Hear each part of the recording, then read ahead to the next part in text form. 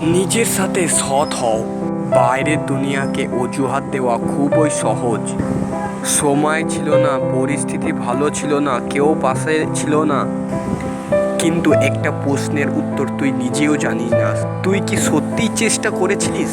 রাতে যখন সবাই ঘুমিয়ে পড়ে আর তুই নিজে যখন একা থাকিস নিজের সাথে, তখন ভিতর থেকে একটা আওয়াজ আসে, আরও একটু চেষ্টা করলে হয়তো পারতাম।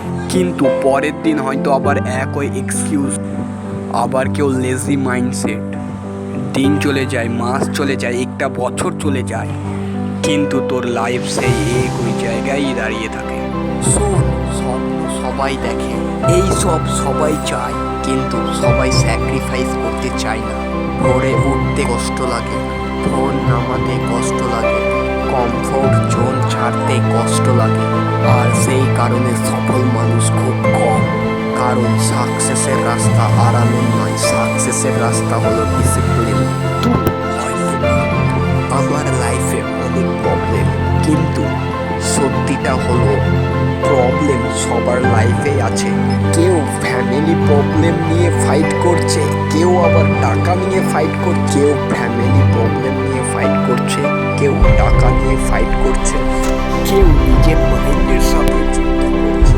যখন কেউ দেখছে না তখনই ওরা কাজ করে, যখন মোটিভেশন থাকে না তখন ওরা কাজ করে। কারণ তারা জানে না একদিনের পেইন সারা রিগ্রেটের থেকে ছোট। আজ আয়নার সামনে দাঁড়িয়ে নিজেকে একটা প্রশ্ন কর, আমি কি নিজেই সত্যি 100% দিচ্ছি?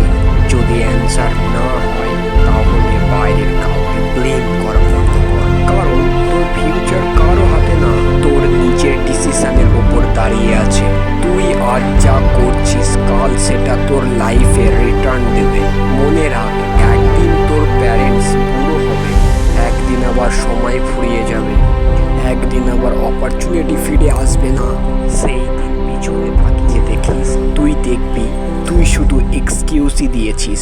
তাহলে সেই রিগ্রেট তোর ভেতরকে শেষ করে দেবে। তাই এখন সময় নিজেকে বদলানোরই সময়, নিজের মাইন্ডকে কন্ট্রোল করার সময়।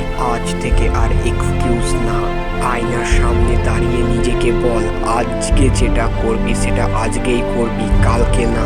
চল তাহলে এবার অ্যাকশন শুরু কর। কারণ যেদিন তুই নিজের সাথে সৎ হয়ে যাবি, সেই দিন থেকেই তোর লাইফ চেঞ্জ হওয়া শুরু হবে। আমি মোটিভেশন জোসের তরফ থেকে অমিত, আমি জানি তোর হবে।